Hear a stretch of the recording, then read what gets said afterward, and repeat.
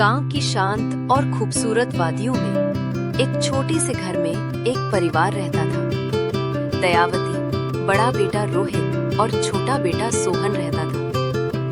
उनके पास भले ही बहुत धन ना हो, पर जीवन का सुख और सुकून भरपूर था। लेकिन कभी-कभी मन में पनपता एक छोटा सा बीज पूरे जीवन की दिशा बदल देता है। ये भी कोई जिंदगी है? सारा दिन खेतों में मेहनत करो, पसीना बहाओ, और बदले में मिलता क्या है? मुट्ठी भर अनाज। अगर ये सारी जमीन हमारी होती, अगर मैं भी धनवान होता, तो राजा की तरह जीता। ये गरीबी कब खत्म होगी? तभी सोहन आता है। भैया देखो, मैं ये लकड़ियां ले आया, बहुत सूखी और अच्छी हैं। आज चूल्हा जल्दी जलेगा और रोटी भी जल्दी बन जाएगी। अरे तुझे लकड़ी और चूल्हे के अलावा और कुछ सोचता है क्या? जरा सोच, अगर हमारे पास और जमीन होती, ढेर सारा पैसा होता, तो हमें इन लकड़ियों के लिए यूं जंगल जंगल भटकना न पड़ता। हम भी अमीरों की तरह आराम से बैठकर खाते, नौकर चाकर होते। भैया, भगवान का दिया बहुत है, मेहनत करो तो पेट भरी जाता है। लोभ मत करो, भगवान ने जो दिया है उसी में खुश रहना चाहिए। हमारी जमीन हमें अन्न देती है, यही तो सबसे बड़ी दौलत है। लोभ? अरे मूर्ख, दुनिया में लोभ ही तो तरक्की का रास्ता है। देखना, जो बड़े आदमी हैं वो सब लोभी ही हैं, तभी तो अमीर हैं। और हम गरीब हैं क्योंकि हम लोभ नहीं करते। इसीलिए तो कहते हैं कि थोड़ा लोभ करना अच्छी बात है, क्योंकि लोभ करने से आदमी अमीर बनता है। दयावती घर से बाहर आती हैं। क्या बात है रोहित, क्यों सोहन पर नाराज हो रहे हो? आखिर तुम दोनों में ऐसी क्या बात चल रही थी? अम्मा, मैं तो बस ये कह रहा था कि हमारी जमीन कम है, अगर और जमीन होती तो अच्छा होता। पर ये सोहन मेरी ये सोच को लोभ कह रहा है। लेकिन अम्मा, जो अमीर लोग हैं वो भी तो लोभ करके ही अमीर बने हैं। बेटा, जमीन से तो पेट भरता है, पर लोभ से आत्मा कभी नहीं भरती। संतोष ही सबसे बड़ी दौलत है, और लालच तथा लोभ दोनों ही बुरी चीजें हैं। इनके चलते आदमी गलत रास्ते पर चला जाता है और अपना सब कुछ गंवा देता है। प्रकृति ने हमें इतना कुछ दिया है, हमें उसी में खुश रहना चाहिए। रोहित के मन में लालच और धन की चाहत का बीज अब और गहराई तक पनपता जा रहा था। माँ के समझाने का भी उस पर कोई असर नहीं हो रहा था।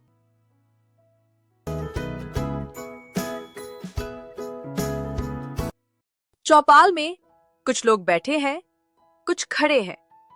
उनके हाव भाव में चर्चा और उत्सुकता है। रोहित उनके पास जाकर खड़ा हो जाता है और ध्यान से उनकी बातें सुनता है। अरे, सुना है कि बंसी काका ने अपनी आधी जमीन बेच दी है। शहर से कोई बड़ा आदमी खरीदने आया था और उन्होंने बंसी काका को अच्छी कीमत भी दी है। उन्हें तो बहुत लाभ हुआ है। क्यों बेच दी इतनी अच्छी उपजाऊ जमीन? क्यों बेचा आखिर बंसी काका ने? ऐसा क्यों किया? उन्हें ऐसी क्या जरूरत पड़ गई थी पैसों की जो जमीन ही बेच दी?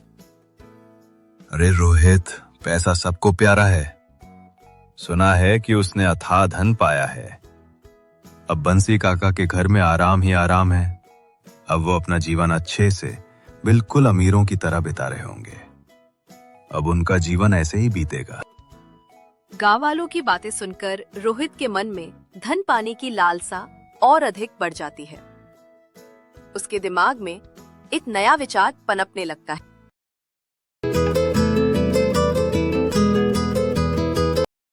रोहित खेत के बीच खड़ा है।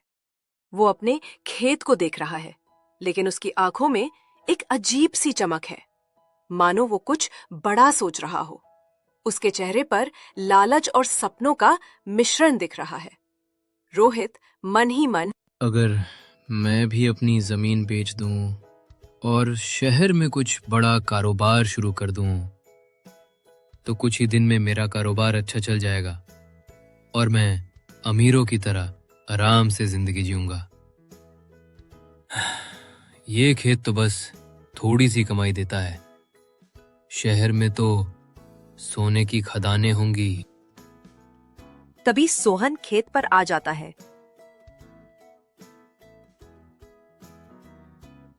भैया, क्या सोच रहे हो? आपको देख के ऐसा लग रहा है कि आप बहुत गहरी सोच में हो और कोई बड़ी बात सोच रहे हो। आखिर आप ऐसा क्या सोच रहे हो? कुछ नहीं, तो अपने काम से काम रख, मेरे चक्कर में मत पड़। मैं जो भी सोच रहा हूँ सब अच्छा ही सोच रहा हूँ। बहुत जल्द हमारे दिन बदलने वाले हैं। रोहित की आंखों में स्वार्थ की चमक और मन में नए नए सपनों का अंकुरन हो रहा था, जैसे किसी अदृश्य बीज को पानी मिल गया हो और वो तेजी से बढ़ने लगा हो। रोहित आंगन में अकेला खड़ा हुआ आसमान की ओर देख रहा है। रात होने वाली है और वो वही विचारों में खोया हुआ है और थोड़ी देर बाद घर के अंदर जाता है। बेटा, तुम बाहर खड़े होकर क्या कह रहे थे? रोहित बेटा, क्या तुम्हारे मन में कोई संदेह है? अगर कोई ऐसी बात हो तो मुझे भी बताओ, मैं भी तो जानूं कि आखिर तुम्हारे मन में क्या संदेह है। अरे मैं भी तो तुम्हारी माँ ही हूँ। हाँ माँ, मैं सोच रहा था कि कुछ भी करके जल्दी ही मैं बहुत धन से बड़ा आदमी बन जाऊं और फिर अपनी जिंदगी खुशी से बिताऊं, बिना किसी मेहनत के, बिना किसी चिंता के। बड़ा करने के लिए मेहनत और ईमानदारी चाहिए बेटा। लालच से कुछ नहीं मिलता और बड़ा करने के लिए थोड़ी बहुत मेहनत नहीं बल्कि दिन रात की कड़ी मेहनत, लगन और धैर्य चाहिए। सच्ची दौलत तो संतोष में होती है, न कि सिर्फ धन में। माँ, मेहनत भी तो चाहिए। और आपने जो ये रोटी बनाई है, वो सूखी रोटी भी मुझे किसी दिन खा जाएगी। अगर मेरे पास पैसा होता तो शहर से बढ़िया पकवान मंगवाता, शाही खाना खाता। बेटा, ये कैसी बातें कर रहा है? अरे घर की रोटी में जो स्वाद है, जो बरकत है, वो किसी पकवान में नहीं। और वैसे भी ये रोटियां ज्यादा खराब नहीं है बेटा, जितनी तुम सोच रहे हो। ये हमारी मेहनत का फल है। दयावती चिंता भरी निगाहों से रोहित को देखती हैं, जैसे किसी आने वाले अनिष्ट को भाप रही हूँ। उन्हें अपने बेटे के इस बदलते व्यवहार पर बहुत चिंता हो रही थी। रोहित रास्ते में खड़ा कुछ सोच रहा है। तभी एक बड़ी चमचमाती गाड़ी आती है और उसके पास रुकती है। गाड़ी से रामलाल उतरता है। वो सूट बूट में है। उसकी चाल में आत्मविश्वास और आंखों में चालाकी है। मैं रामलाल हूँ, शहर का एक बड़ा व्यापारी। यहाँ जमीन खरीदने आया हूँ। सुना है लोग यहाँ सस्ती जमीन बेचते हैं। और क्या तुम्हारी नजर में कोई ऐसा इंसान है जो अपनी जमीन बेचना चाह रहा है? अगर ऐसा कोई हो तो बता दो, मैं उसकी जमीन खरीद लूंगा। रामलाल के बातों ने रोहित के मन में लालच का एक भयानक तूफान खड़ा कर दिया। मेरे पास भी जमीन है, लेकिन इतनी सस्ती नहीं जितनी तुम सोच रहे हो। और मेरी जमीन बहुत उपजाऊ है, इसलिए अगर मैं उसे बेचूंगा तो महंगे दाम पर बेचूंगा। कीमत कोई मसला नहीं, मैं मुनाफा देखता हूँ। अगर जमीन अच्छी हो तो मुंह मांगा दाम दूंगा। बताओ, तुम कितनी कीमत मांग रहे हो अपनी जमीन की? देखो, मैं अभी अपनी जमीन ऐसे नहीं बेच सकता। मैं आपको जल्द ही बताऊंगा। पहले मैं फैसला करता हूं कि अपनी जमीन कितने दाम पर बेचूंगा। ठीक है, मैं यहीं आसपास हूँ। जब मन बने तो मिल लेना। रोहित के घर का आंगन, रात का समय। परिवार के सदस्य एकजुट हैं। तीनों आंगन में खड़े हैं। रोहित दृढ़ निश्चयी है, सोहन चिंतित और दयावती दुखी हैं।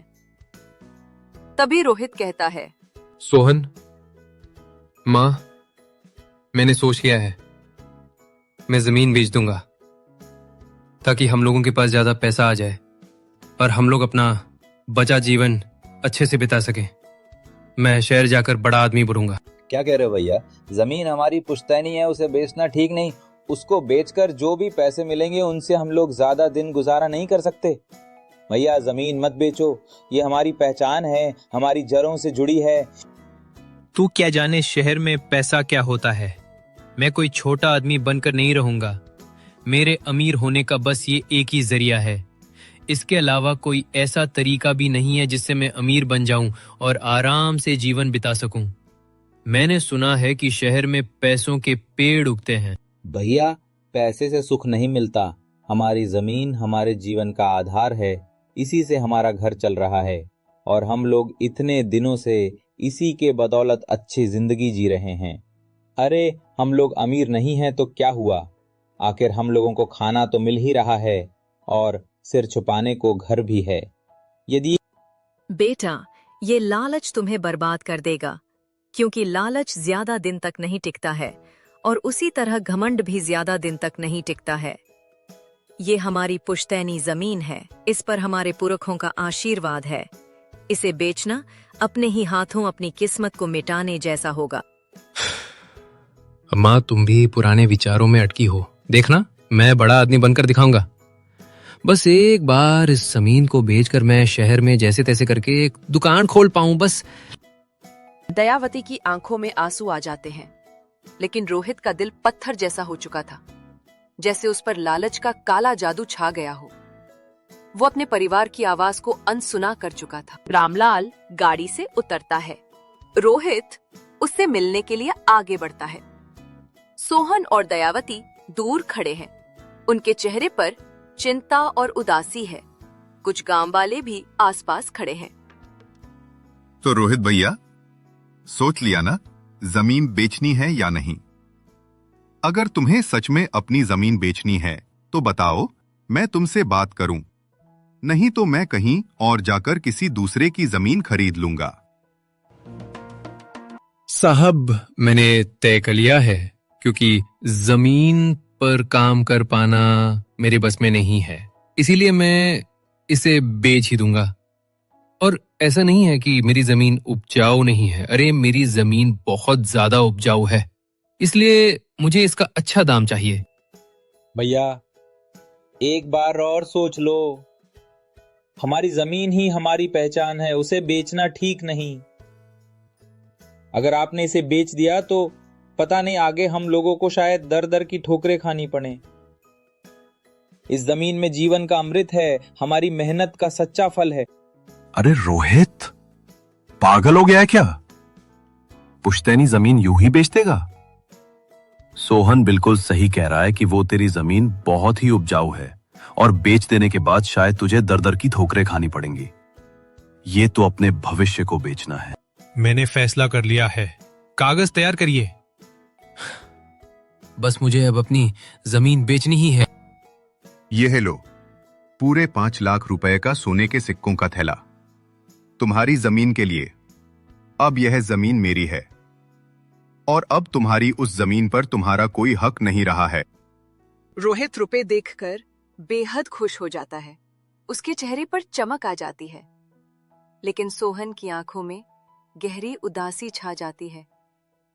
दयावती रोने लगती है। भैया, क्या कर दिया आपने? ये पैसा कुछ समय का है, लेकिन जमीन हमेशा के लिए चली गई। हे भगवान, अब पता नहीं आगे क्या होगा। आपने हमारी जड़ें काट दी। तू चिंता मत कर, अब मैं शहर में जाकर बड़ा आदमी बनूंगा। ये पैसा हमारी तकदीर बदलेगा और अब हम लोग जल्द ही अमीर आदमी बन जाएंगे। ये सिक्के हमें समृद्धि लाएंगे। सोहन, रोहित अपनी एक छोटी सी गठरी और सिक्कों का थैला लिए खड़ा है। दयावती और सोहन उसे विदा करने आए हैं। माँ की आंखों में आंसू हैं। बेटा, जाने से पहले एक बार सोच ले, शहर की चकाचौंध के पीछे अंधेरा भी है बेटा। इससे पहले तू कभी काम करने के लिए शहर नहीं गया है। शहर में लोग बड़े मतलबी होते हैं। अम्मा, तुम चिंता मत करो, मैं जल्दी ही पैसे भेजूंगा। हमारी हालत बदल जाएगी। मैं वहां बहुत मेहनत करूंगा और सफल होकर ही लौटूंगा। भैया, गांव छोड़ के जा रहे हो, लेकिन अपनी जड़ों को मत भूलना। अब आप शहर जा रहे हो तो हम दोनों लोग आपके बिना तो रहेंगे, लेकिन आपके बिना हम लोगों का अच्छा मन नहीं लगेगा। हमें आपकी बहुत याद आएगी। तू भी ना ज्यादा सोचता है। देखना, मैं जब लौटूंगा तो बड़ा आदमी बनकर, और मैं सबको याद रखूंगा। किसी को नहीं भूलूंगा। रोहित अपने परिवार को छोड़कर शहर की ओर बढ़ चला। उसके कदम तेजी से आगे बढ़ रहे थे, लेकिन उसे नहीं पता था कि ये रास्ता उसे किस मोड़ पर ले जाएगा। यहाँ तो सब कुछ अलग है, बिल्कुल नया। लेकिन मैं हार मानने वाला नहीं। कारोबार शुरू करूंगा और बड़ा आदमी बन जाऊंगा। मैं छोटा आदमी बनकर गांव नहीं लौटूंगा। शुरुआत छोटी है, लेकिन धीरे धीरे बड़ी दुकान बनेगी। पैसा ही पैसा होगा। बस अब ये मेरा कारोबार अच्छा चल जाए। भैया 1 किलो आटा देना, और आटे का दाम 20 रुपए ही है ना? हाँ भाई, आटे का दाम 20 रुपए ही है जी भाई साहब। लीजिए।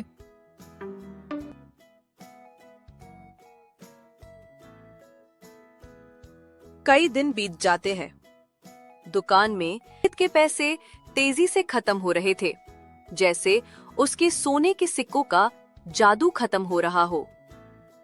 इतनी जल्दी आधे पैसे खत्म हो गए। अगर ऐसे ही चलता रहा तो क्या होगा? अगर पैसे जल्दी खत्म हो गए तो मैं अमीर आदमी नहीं बन पाऊंगा और गरीबी में ही मर जाऊंगा। शहर में टिकना इतना मुश्किल क्यों है? उसी समय एक स्थानीय दुकानदार नरेश दुकान के सामने से गुजरता है। वो रोहित के पास आता है। अरे भाई, नए हो क्या यहाँ? शहर में मैंने तुम्हें पहले कभी नहीं देखा। हाँ भैया, गांव से आया हूँ। कारोबार जमाने की कोशिश कर रहा हूँ, लेकिन अभी मेरे पास ग्राहक ही नहीं आ रहे हैं। कई दिन हो गए, तब एक ग्राहक आया था, तब से मैं ऐसे ही खड़ा हूँ। यहाँ जमने में बरसों लगते हैं। बड़ा धंधा करने के लिए बड़ी पूंजी चाहिए और बहुत मेहनत चाहिए। तुम में साहस होना चाहिए और ईमानदारी भी, क्योंकि यहाँ के आदमी बहुत कम लोगों पर भरोसा करते हैं। मुझे भी बरसों लग गए कारोबार को संभालने में, तब जाकर अच्छा और भरोसेमंद आदमी बन पाया हूँ। शहर में सिर्फ पैसा नहीं, विश्वास भी कमाना पड़ता है। क्या मतलब? मैं भी तो पैसे लगा कर आया हूँ, और क्या मुझे भी बरसों लग जाएंगे? हाँ भाई, शहर में छोटे दुकानदार की कोई कीमत नहीं। यहाँ या तो बड़ा खेल खेलो, या फिर मजदूरी करो, या फिर बहुत धैर्य और लगन से काम करो सालों तक। नरेश आगे बढ़ जाता है। रोहित की आंखों में निराशा के बादल घिरने लगते हैं, जैसे उस पर दुख का साया पड़ रहा हो। उसे शहर का कठोर चेहरा अब साफ दिखने लगा था। अम्मा ठीक कहती थी, संतोष सबसे बड़ी दौलत है। सोहन भी सच कहता था, जमीन हमारी पहचान थी। लेकिन मैंने किसी की बात नहीं मानी और अपनी जमीन बेच दी। और अब यहां मेरा कारोबार भी अच्छा नहीं चल रहा है। मैंने अपनी जड़ों को काट दिया, अपने परिवार का विश्वास तोड़ा। वो पुरानी यादों में खो जाता है। गांव का हरा भरा आंगन, सोहन का हंसता चेहरा और माँ की ममता भरी आवाज उसकी आंखों के सामने तैरने लगती है। उसकी आंखों में आंसू आ जाते हैं, जैसे किसी टूटे हुए सपने का पानी बह रहा हो। कुछ महीने बीत जाते हैं। रोहित के पास सब पैसे पूरी तरह खत्म हो चुके थे। उसकी दुकान पर ताला लगा है। वह सड़क के किनारे एक बेंच पर अकेला, उदास और थका हुआ बैठा है। मैंने क्या किया? न जमीन रही, न पैसा। काश मैंने लालच ना किया होता तो मेरी ये हालत और ऐसी बेबसी ना होती। मैंने अपनी मेहनत पे भरोसा नहीं किया और आसान रास्ते की तलाश में अपना सब कुछ खो दिया। मुझे वापस जाना होगा, घर, अपनी जड़ों की ओर। रोहित को अब अपनी सबसे बड़ी गलती का एहसास हो चुका था। उसे समझ आ गया था कि सच्ची दौलत धन में नहीं, बल्कि अपने परिवार के प्यार, अपनी मेहनत और संतोष में होती है। उसने फैसला किया कि वो वापस गांव जाएगा, अपनी गलतियों से सीखेगा और फिर से शुरुआत करेगा। इस बार वो ईमानदारी और कड़ी मेहनत के साथ अपने जीवन को सही दिशा देगा। शायद यही जीवन की सच्ची सफलता है।